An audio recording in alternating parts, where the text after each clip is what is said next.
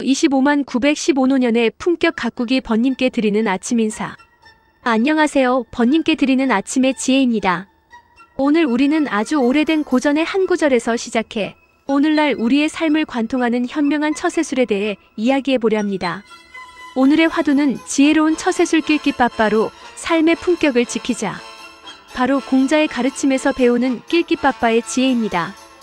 낄 때 끼고 빠질 때 빠져라. 이 유쾌한 신조어 속에 얼마나 깊은 삶의 통찰이 담겨 있는지 차근차근 음미해보는 시간을 갖겠습니다. 공자의 가르침, 그 배경과 의미. 먼저 공자의 두 가지 말씀을 살펴보겠습니다. 공자 가르침 첫 번째는 석부정 부자입니다. 글자 그대로 풀면 자리가 바르지 않으면 앉지 않는다는 뜻입니다. 이 말씀은 공자의 소소한 일상을 기록한 논어의 향당편에 나옵니다. 공자는 평소에 깔고 앉는 자리가 조금이라도 삐뚤어져 있으면 반드시 바로잡고 앉았다고 합니다. 언뜻 보면 조금 까다롭게 느껴질 수도 있겠죠. 하지만 이것은 단순히 깔끔을 떠는 습관이나 대접받고 싶어하는 권위적인 태도가 아니었습니다. 여기서 자리는 물리적인 공간을 넘어 내가 마땅히 있어야 할 위치, 정당한 명분, 그리고 사람으로서 지켜야 할 도리를 상징합니다. 즉 자리를 바로 한다는 것은 나의 몸가짐을 바로 하는 것이고, 의는 모든 관계와 세상의 질서를 바로 세우는 첫걸음이라는 깊은 철학이 담겨 있는 것이죠. 이 말씀이 나오게 된 시대 배경. 공자가 살았던 춘추시대는 신의와 질서가 무너진 극심한 혼란기였습니다. 수많은 권력자들이 부정한 방법으로 왕위를 찬탈하고 공자의 명성을 이용하기 위해 달콤한 말로 높은 벼슬을 제안했습니다. 하지만 공자는 그 제안의 명분이 바르지 않고 그 자리가 의롭지 않다고 판단하면 아무리 좋은 조건이라도 단호히 거절했습니다. 그에게 벼슬 자리는 부귀영화를 누리는 곳이 아니라 자신의 철학인 예를 실현하기 위한 바른 자리여야만 했습니다. 이처럼 석부정 부자는 부정한 상황이나 불이한 관계에는 결코 관여하지 않겠다는 공자의 굳은 신념이 담긴 행동 지침이었던 셈입니다. 공자의 가르침 두 번째. 공자의 두 번째 가르침은 현명한 사람이 세상을 살아가는 법에 대한 것입니다. 현자피세 기차피지, 기차피세 기차피연. 그 뜻은 지혜로운 사람은 피하는 것에도 여러 단계가 있다는 것이죠. 첫째, 피세. 가장 지혜로운 사람은 세상 전체가 도리를 잃고 극도로 혼란스러우면 아예 세상을 등지고 은둔하여 자신을 지킵니다. 둘째, 피지. 세상까지는 아니더라도 내가 속한 나라나 조직, 특정 장소가 부패하고 문제가 심각하다면 그곳을 떠나 피하는 것이 그 다음의 지혜입니다. 셋째, 피색. 그 다음은 그 자리에 있는 사람들의 얼굴빛, 즉 분위기를 살피는 것입니다. 상대의 안색이 험악하고 상황이 좋지 않다고 판단되면 얼른 그 자리를 피하는 지혜입니다. 마지막으로 피연. 상대방의 말이 이치에 맞지 않고 무례하며 그릇된 방향으로 흐른다면 더 이상 논쟁하거나 듣지 않고 그 말을 피하는 것이 지혜라는 것입니다. 여러분, 이 가르침은 결코 도망치라는 소극적인 자세가 아닙니다. 오히려 부정한 것에 물들지 않고 쓸데없는 위험으로부터 나 자신을 온전히 지켜내는 매우 적극적이고 현명한 자기보호의 기술이라 할 수 있습니다. 공자 말씀의 현대적 재해석 낄끼빠빠의 지혜. 2500전의 공자의 가르침을 요즘 사람에게도 낯설지 않게 현대적 상황에 맞추어 재해석해 보겠습니다. 자리가 바르지 않으면 앉지 않고 때와 장소와 사람을 가려 피할 줄 안다. 이것이 바로 오늘날 우리가 사용하는 신조어 낄끼빠빠와 정확히 같은 의미를 가집니다. 바로 뛰어난 상황 판단 능력과 사회적 지능을 말하는 것입니다. 직장 생활을 한번 떠올려 볼까요? 이미 결론이 정해져 있거나 특정인을 공격하기 위해 만들어진 회의 자리에 앉아 계시진 않나요? 그 자리가 바로 공자가 말한 부정한 자리일 수 있습니다.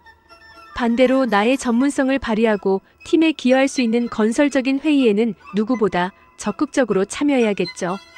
이것이 바로 낄끼의 지혜입니다. 동료들과의 커피 타임이나 식사 자리는 어떻습니까? 누군가의 험담이 시작되는 순간 그 자리는 더 이상 즐거운 소통의 공간이 아닙니다. 잠시 앉아 고개를 끄덕이는 것만으로도 나는 구설의 중심에 설 수 있습니다. 그때 슬며시 일어나 먼저 가보겠습니다라고 말할 수 있는 용기가 바로 빠빠의 지혜입니다. 온라인 세상도 마찬가지입니다. 얼굴 없는 익명의 공간에서 벌어지는 감정적인 논쟁에 함부로 끼어드는 것은 내 소중한 시간과 에너지를 낭비하는 일입니다. 그 시간에 가치 있는 정보를 나누고 서로를 격려하는 대화에 참여하는 것이 훨씬 현명한 낄끼빠빠 아닐까요? 우리의 처세술, 품격 있는 자기관리.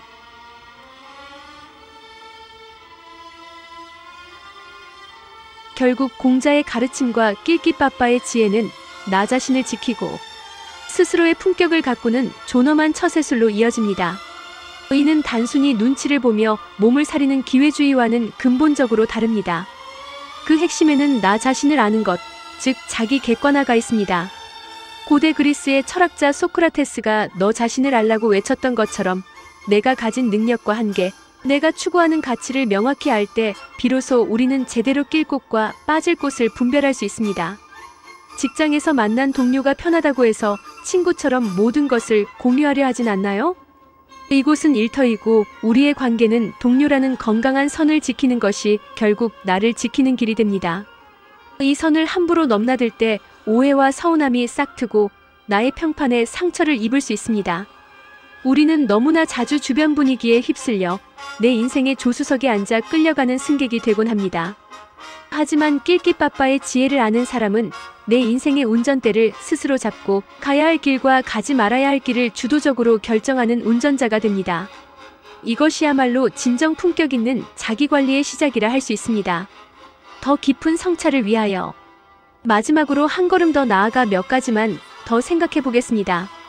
첫째, 빠빠만큼이나 낄끼의 용기가 중요합니다. 낄끼빠빠가 단지 피하고 물러서는 지혜만을 의미하는 것은 아닙니다. 동료가 부당한 일로 힘들어할 때 모두가 침묵하는 그 자리에서 그의 편에 서서 목소리를 내주는 용기. 모두가 꺼리는 어려운 일에 책임감을 갖고 먼저 나서는 용기. 이것이야말로 정말 낄 때 낄 줄 아는 진정한 현명함이며 세상을 더 나은 곳으로 만드는 의로움의 실천입니다. 둘째, 침묵의 가치를 기억해야 합니다. 공자가 말한 피언, 즉 그릇된 말을 피하는 것은 때로 의미 없는 논쟁 앞에서 말을 아끼고 침묵하는 것이 더 큰 지혜임을 알려줍니다. 나의 침묵이 상황의 악화를 막고 내 감정과 생각을 정리할 귀한 시간을 벌어줄 수 있습니다. 셋째, 자기 성찰과 균형의 중요성. 낄끼빠빠의 지혜를 실천하기 위해서는 지속적인 자기 성찰이 필요합니다. 소크라테스의 너 자신을 알라와 공자의 가르침이 만나는 지점입니다. 자신의 강점과 약점, 역량의 한계를 정확히 알아야 어디에 낄 수 있고 어디서 빠져야 하는지 판단할 수 있습니다. 넷째, 낄끼빠빠는 단순한 처세술이 아니라 윤리적 판단을 포함합니다. 개인의 이익만을 위한 낄끼빠빠는 진정한 지혜가 아닙니다. 공동체의 이익과 도덕적 가치를 고려한 판단이어야 합니다. 다섯째, 낄끼빠빠의 균형을 유지하는 것이 중요합니다. 지나치게 모든 상황에서 빠지기만 한다면 성장의 기회를 놓칠 수 있고 반대로 모든 상황에 끼려고 한다면 자신의 역량을 분산시키고 소진될 수 있습니다. 공자의 가르침은 2500년이 지난 지금도 우리의 일상과 직장 생활에 깊은 통찰을 제공합니다. 석부정 부좌의 정신으로 자신의 위치를 명확히 하고 현명한 낄끼빠빠를 실천한다면 개인의 성장과 조직의 발전에 모두 기여할 수 있을 것입니다. 마지막으로 이 모든 것은 연습과 성찰을 통해 길러집니다. 낄끼빠빠는 하루아침에 생기는 감각이 아닙니다. 매일 저녁 잠들기 전 오늘 나는 마땅히 있어야 할 자리에 있었는가? 불필요한 말이나 논쟁에 내 마음을 허비하지는 않았는가? 하고 잠시 스스로를 돌아보는 시간을 가져보세요.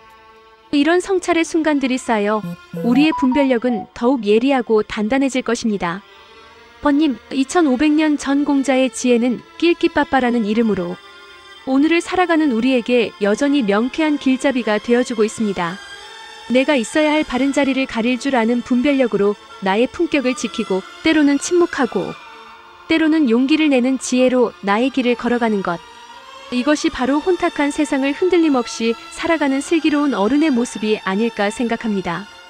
오늘도 현명한 선택들로 가득한 품격 있는 하루 보내시길 진심으로 기원합니다. 오늘의 배경음악 페르시아 시장. 지금까지 들어주셔서 고맙습니다.